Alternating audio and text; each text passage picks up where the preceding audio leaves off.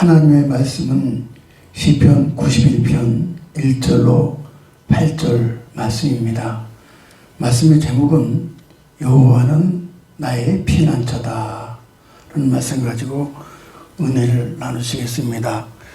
우한 폐렴 코로나 바이러스 19에서 19를 뒤집으면은 시편 91편이 되는데, 본문은 많은 위로와 용기를 우리에게 주고 있습니다.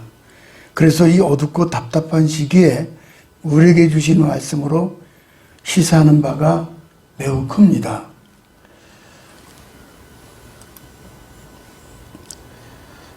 한 외줄타기 선수가 미국 시카고의 고층 빌딩 사이를 건넜다는 기사가 있었습니다. 그는 무려 65층 높이에서 아무런 안전장치도 없이 외줄 위를 138m나 걸어서 무사히 건너갔습니다. 이 선수가 중요한 교훈을 남겼는데, 무사히 건너려면은 앞에 있는 목표만 바라보고 가야 한다는 것입니다. 만약 아래를 보거나 좌측을 보거나 우측을 바라본다면은 중심을 잃고 떨어진다는 겁니다. 때는 우리 인생이 외줄타기처럼 아슬아슬할 때가 있습니다. 그럴 때 무엇을 바라보느냐가 중요합니다. 히브리서 12장 2절에 보면은 이렇게 말씀하고 있습니다. 믿음의 주요 또 온전케 하시는 이인 예수를 바라보라. 여기서 예수를 바라보라는 것은 영어 NIV에는 Let's fix our eyes on Jesus. 그래서 즉 예수님에게 우리의 두 눈을 딱 고정시켜야 한다는 것입니다. 아마 그림이 이런 그림이겠죠? 이런 그림을. 신앙의 한 눈을 팔지 말고 예수님을 푯대로 보고 그대로 나가면은 무사히 목표에 도달하게 된다는 겁니다. 오는 시대에 여호와를 나의 피난처로 삼을 때에 이 바이러스의 강을 무사히 건너게 될 줄로 믿습니다. 본 시는 하나님을 의지하는 자의 적극적인 삶과 승리를 노래하는 찬양 시이자 지혜의 시입니다. 시인은 하나님께서 자신을 의뢰하는 자들을 악인의 음모와 온갖 재앙으로부터 보호해 주실 것을 찬양하고 있습니다. 그리고 하나님의 약속들을 증거하고 있습니다. 어려운 현실 속에서도 희망찬 내일을 바라보는 그런 신앙의 고백입니다. 믿음의 조상들이 험난한 인생을 어떻게 극복해 왔는지 이 고백이 우리의 고백이 되어야 될 줄로 믿습니다. 우선은 하나님의 피난처가 되려면은 첫 번째, 지존자의 은밀한 곳과 전능하신 자의 그늘 아래 있어야 합니다. 1절을 보면은 이렇게 말씀하고 있습니다. 지존자의 은밀한 곳에 거주하며 전능자의 그늘 아래 사는 자여. 지존자는 스스로 계신 분이라는 뜻입니다. 히브리어로 엘론으로서 지극히 높고 존귀하신 분을 지존자라 그렇게 말씀합니다. 오늘 여기 보니까는 지존자, 전능자 하게 되면은 하나님의 속성을 반복해서 두 번에서 말씀을 주고 있기 때문에 이 말씀의 의미를 잘 알아야 합니다. 천하 만물은 모든 존재의 원이 있지만은 하나님께서는 스스로 영원한 존재하시는 자, 자존자입니다. 그러니까 이 세상의 피조물은 모두가 다 의존자이지만, 그러나 하나님은 창조자이시기 때문에 자존하셔서 스스로 계시는 그런 분입니다.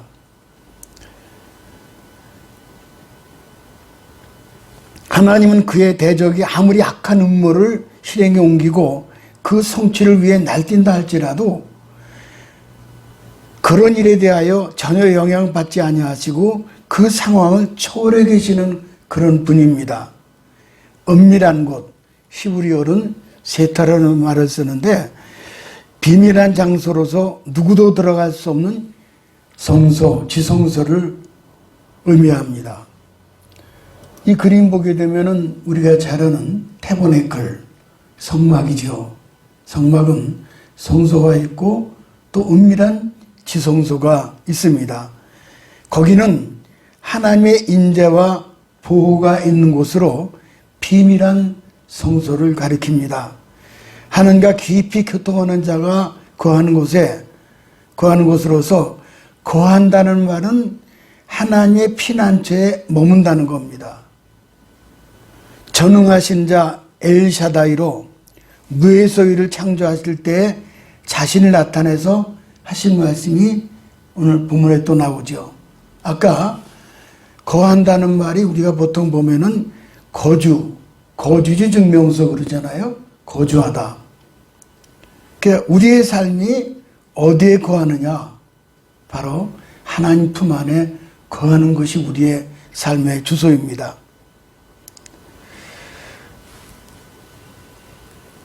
전능하신 하나님은 이렇게 나타나죠. 엘샤다이, 전능하신 하나님. 자존자, 전능하신 자, 이 두 가지 하나님의 속성은 믿음의 조상들 아브라함, 모세, 다윗에게 주신 말씀입니다.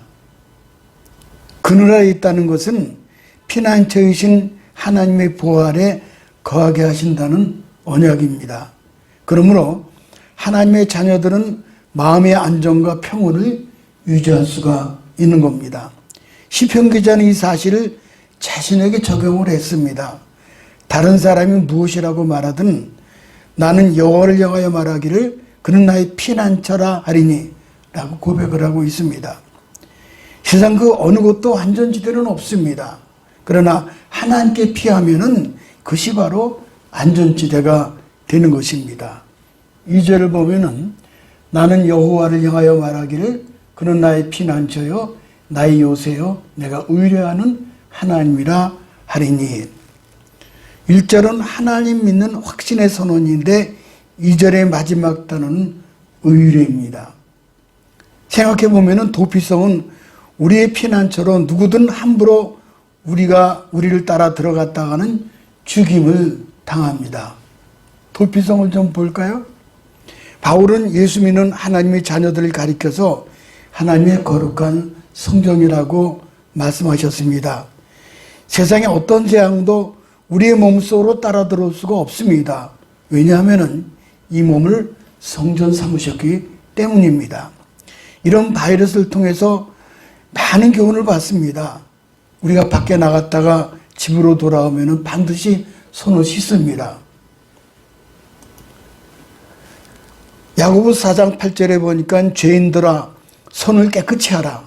두 마음을 품은 자들아 마음을 성결케 하라. 그렇게 말씀하셨어요. 매일같이 우리는 먼지와 티끌을 덮어쓰는 것처럼 죄 가운데 들어가 살기 때문에 죄가 묻어 들어오는 겁니다. 문제는 우리가 항상 회개하고 씻어야 합니다. 하루에도 12번 더 이상 씻어야 하는 겁니다. 마귀는 이렇게 빈정됩니다. 아니 체면이지 오전에 씻고 정오에 씻고 저녁에 지금도 또 씻냐? 이렇게 빈정됩니다. 우리는 이 세상에서 정결하게 할 수 있는 보혈의 능력을 믿고 항상 보혈의 능력으로 씻임을 받아야 합니다. 요한복음 13장에 예수님이 제자들의 발을 씻어주셨습니다. 이때 베드로가 나는 결코 할 수가 없습니다. 나는 씻음 받을 수가 없습니다. 그랬죠. 그런데 예수님이 그런 나하고 상관이 없다. 그러자 베드로가 놀라서 그러면 머리카락까지도 감겨주십시오 하는 것이 베드로입니다. 그랬더니 요한복음 13장 10절에 예수님이 이렇게 말씀하셨죠. 예수께서 가라사대 이미 목욕한 자는 발밖에 씻을 필요가 없느니라. 온몸이 깨끗하니라. 너희가 깨끗하나 다는 아니니라 하시니. 이 씻는 회개의 행위는 우리가 성화하는 과정 중에서 세상 끝날까지 있게 됩니다. 영화로운 모습으로 가기 전까지는 계속 이 성화의 과정을 하나님 앞에 갈 때까지 있게 되는 거죠. 특히 여기 보니까는 다는 아니니라. 이 말씀은 가룟 유다를 가리키지만 오늘날 이단의 기회주의자들이 허다하게 많아요. 얼마나 많은 이단들이 많은지 몰라요. 벌써 신천지 중에 수십 명들이 그 아류들이 딴살림 차렸다라고 매스컴에 올라왔습니다. 한번 이 그림을 좀 보시죠. 끔찍해야죠. 이거 신천지를 이탈한 아류들. 이 저석에 보게 되면은 재림 예수도 있고 무슨 뭐 이상한 것들이 다 들어가 있어. 전부 다. 뭐 각 지파장이 뛰쳐나오고 뭐 100명씩 200명씩 데리고 나가고 그랬다 그래요. 다는 아니라 톨스토이의 돌과 두 연이라는 글이 있습니다. 보게 되면은 이제 이렇게 말씀해 주고 있습니다. 그 보면은 두 여인이 수도사에게 가르침 받기 위해서 찾아왔습니다. 첫째 여인이 눈물을 흘리면서 큰 죄인임을 고백하는데 둘째 여인은 딱히 회개할 것이 없다는 거예요. 그러자 수도사는 첫째 여인에게 큰 돌 하나 구해오라고 하고 둘째 여인에게는 작은 돌들을 많이 구해오라고 합니다. 그 다음에 주워온 돌들을 다시 본래의 자리에 두고 오라고 합니다. 첫째 여인은 돌이 하나였기에 금세 두고 왔습니다. 반면 둘째 여인은 한두 개는 도로 갖다 두었지만 나머지는 어디서 주었는지 몰라 헤매입니다. 그 모습을 보면서 수도사는 죄가 바로 그런 것이요. 고백도 그런 것이요. 큰 것만 죄가 아니라 사소한 것도 죄로서 잊혀진 채 쌓여 있다가 축복을 받지 못하게 된다는 겁니다. 예배, 말씀, 기도, 헌신 등 소홀히 한 것까지 치면은 회개할 것이 참 많습니다. 그 다음에 두 번째는 하나님의 피난처가 되면은 전염병에서 건져주시고 그 날개로 우리를 보호하신다. 3, 4절을 가볼까요? 이는 그가 너를 새 사냥꾼의 올무에서와 심한 극한 연병에서 건지실 것이미로다. 그가 너를 그의 깃으로 덮으시리니 내가 그의 날개 아래 피하리로다. 그의 진실함은 낭패와 손방패가 되시나니. 극한 전염병은 인간의 힘으로는 해결할 수 없는 전염병입니다. 우한폐렴은 하나님의 메시지가 있습니다.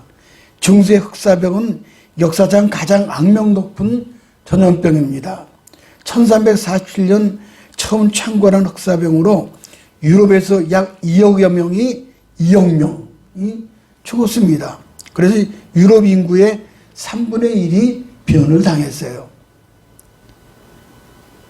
그 다음에는 그림 보면 뭐 엄청나죠. 그 당시에 메르스는 또 어떻습니까? 메르스는 2012년 사우디아라비아에서, 에볼라는 2014년 서아프리카, 신종플루는 2009년 3월 북미, 사스는 2002년 중국 광동성, 조류독감은 1997년 홍콩에서 발생을 했습니다. 그러니까 이것만 봐도 벌써 전 세계적으로 흩어진 거예요. 어느 날 느닷없이 하나님께서 전 세계적으로 이렇게 일하시는 그런 모습을 볼 수 있습니다. 하나님 허락하에 이 모든 일이 이루어지고 있습니다. 우한폐렴은 인간의 바벨탑을 무너뜨리고 우상 노름을 폐지하시고자 함입니다. 중국 시진핑의 어리석은 교회 탄압과 한국의 이만희 이단 신천지가 우상이 되었기 때문입니다. 새 사냥꾼의 올무는 덫으로 죽음을 말합니다. 심한 전염병은 극한의 죽음의 질병입니다. 하지만 놀랍게도 하나님께서 우리 성도들을 그런 재앙들로부터 건져주실 것이라고 말씀하셨습니다. 악인들의 바벨탑은 수단과 방법이 고차원적이기 때문에 아무리 정신을 차려도 한순간에 미혹을 당하기 쉽습니다. 특히 전염병은 말세에 나타날 징조로 성경은 말씀해 주고 있죠. 누가복음 21장 11절을 가보면은 곳곳에 큰 지진과 기근과 전염병이 있겠고, 그러므로 다시 오실 예수님을 기다리며 거룩한 삶을 살아야 예수님의 재림을 맞이할 수 있게 되는 겁니다. 4절에 보니까 저가 너를 그 깃으로 덮으시리니 내가 그 날개 아래 피하리로다. 그래서 찬송가 419장 보면은 주 날개 및 내가 평안히 쉬인다라는 가사가 나온 겁니다. 예수님은 마태복음 23장 37절에 암탉이 그 새끼를 날개 아래 몸같이 내가 내게 자녀를 모으려 한 일이 몇 번이냐. 암탉은 그 날개 품 안에 21일간 알을 품습니다. 오직 병아리 새끼 알을 까고 나오기만을 고대합니다. 알이 부화되고 병아리가 되면 죽음으로 보호합니다. 암탉 한 마리가 족제비에게 죽임을 당했습니다. 어미닭은 자기 피를 족제비에게 다 빨려가면서 병아리들을 날개로 품고 자신은 희생을 했던 겁니다. 중국 우한 사람이 비닐을 쓴 모습을 보고 좀 안쓰럽기도 하고 웃었지만은 우리도 심각 단계로 올라가니까는 이게 남의 일이 아닙니다. 저 보세요. 우한에 있었던 일이죠. 손방패, 히브리어로 소해리는 구약 성경에 이래만 등장하는데 여기서 나온 용어입니다. 담장으로 둘러쌌다, 그런 뜻이에요. 로마 군병들이 방패는 빗발치듯 날아온 화살을 막기 위함이죠. 이 그림이 참 너무 그죠? 이거 보세요. 로마 군병들이 대낮에 빗발치듯이 쏟아지는 화살을 막기 위한 방패. 마치 의료진들이 입고 있는 방호복과 같다, 그렇게 생각할 수가 있습니다. 에베소 6장 16절에 보면은 이렇게 말씀하셨죠. 하나님의 전신갑주를 입으라. 그러고 나서는 믿음의 방패를 가지고 했습니다. 성도들은 바이러스로부터 지켜주시기 위해서 이렇게 해주신다는 거예요. 하나님의 전신갑주를 있죠.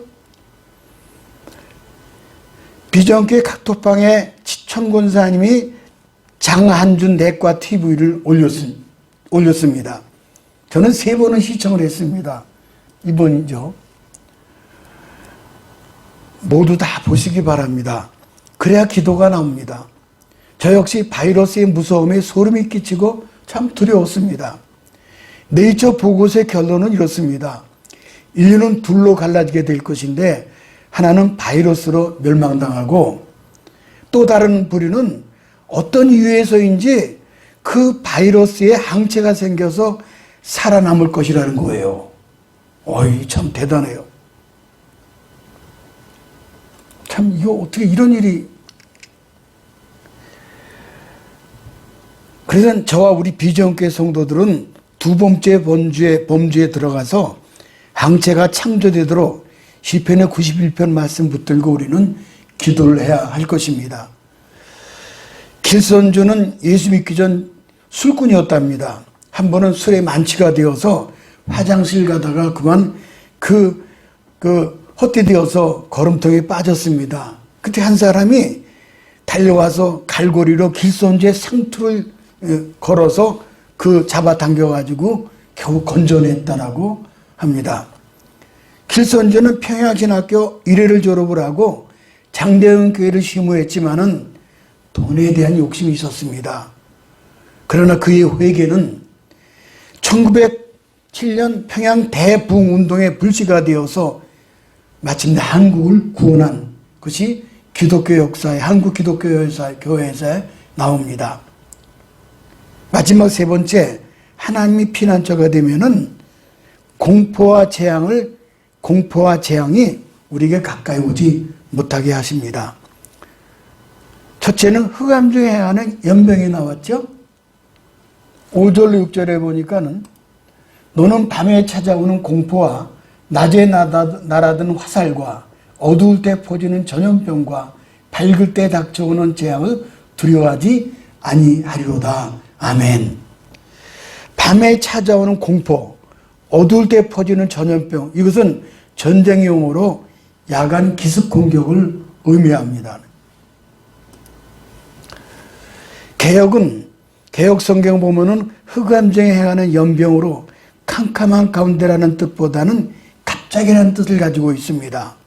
생각해 보면은 이런 재앙들은 아무 예고 없이 갑자기 날아드는 겁니다.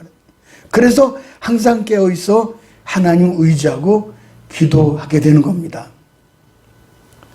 마치 기드온 용사 300명이 그 용사가 미디안을 야간 기습으로 한 것 같이 한밤중에 갑자기 이루어지는 것을 뜻합니다. 낮에 흐르는 화살은 백주에 항백해 하는 파멸로서 밝은 대낮에도 초래되는 그런 재앙입니다. 곧 가시적이고 공개적으로 발생하는 파멸을 가리켜요. 또한 파멸은 씹어버린다는 뜻입니다. 지진, 쓰나미, 폭풍, 전쟁, 온역, 기근같이 완전히 휩쓸어버림으로 멸망시키는 세력을 의미합니다. 하지만 본절은 언제 어떤 형태로 재앙이 밀어닥친다 하여도 하나님의 보호를 신뢰하는 자는 결코 두려워하지 않는다는 것을 역설적으로 강변하고 있습니다. 이번에 마스크를 사러 줄을 서서 기다리는데 앞뒤 사람을 보면 혹시 확진자가 아닌가 참 두렵습니다. 서로 경계하는 눈치예요. 누가 줄에서 재채기를 하니까는 다 도망을 받습니다. 둘째, 재앙이 가까이 못하게 하신다. 7절을 가볼까요? 1000명이 내 왼쪽에서 10,000명이 내 오른쪽에서 엎드러지나 이 재앙이 내게 가까이 하지 못하리로다. 10절에 재앙이 내 장막에 가까이 오지 못하리니 이 말씀을 잘 묵상해 보게 되면은 개인은 물론 가정도 지켜주셔요. 우리 장막을 지켜주셔요. 그 이유는 15절에 그가 내게 간구하리니 내가 그에게 응답하리라. 지금은 기도할 때입니다. 간구할 때예요. 14절에 하나님 이르시되 그가 나를 사랑한즉 아멘. 여러분 하나님 사랑하시기 바랍니다. 이전보다 더 뜨겁게 사랑하시기 바랍니다. 그런 거 하나님이 지켜주셔요. 15절에 그가 내게 간구하리니 내가 그에 응답하리라. 그 다음에는 그가 내 이름을 안즉 내가 그를 높이리라. 특히 하나님의 이름 곧 여호와 라파 치료하는 하나님, 여호와 니시 승리 하나님, 이런 걸 이 말씀을 의지해야 합니다. 가족을 위해서 많이 기도하셔요. 뿐만 아니라 16절에 보니까는 건강도 지켜주시고 장수함도 주신다라고 하셨어요. 이게 무슨 말씀입니까? 건강도 주시고 장수도 주신다는 거 아닙니까? 모세는 120세가 되도록 눈이 흐리지 않고 기력이 쇠하지 않았습니다. 하나님 사람 다윗 같은 경우는 어떻습니까? 저가 늙도록 부하며 존귀함을 입었다라고 말씀하고 있습니다.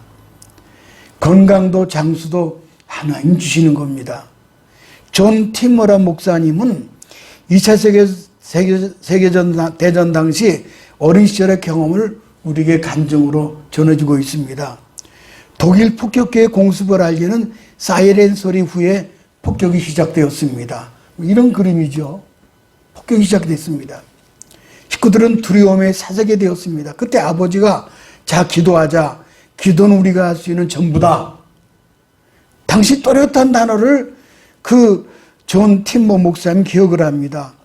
아버지가 하시는 기도가 오 하나님 우리 가족이 주님의 날개 아래 피하나이다. 날개. 또 마지막 8절에 보니까 이런 말씀이 있어요. 보면은 오직 너는 똑똑히 보리니 악인들의 보응을 내가 보리로다. 악인이 보응받는 것, 징벌받는 것을 우리가 목격하게 된다는 거예요. 우리는 시진핑 이만희에 대한 징벌을 똑똑히 보게 될 것입니다. 이번 우한 폐렴으로부터 비전교회 및 한국교회 성도들을 안전하게 지켜주시기를 기도하시기 바랍니다.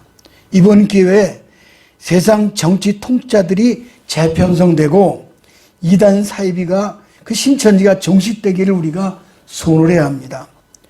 아무튼 모든 것이 합력하여 손을 이루어가시는 하나님의 은밀한 구원의 역사를 모두 다 체험되시기를 주님의 이름으로 축복합니다.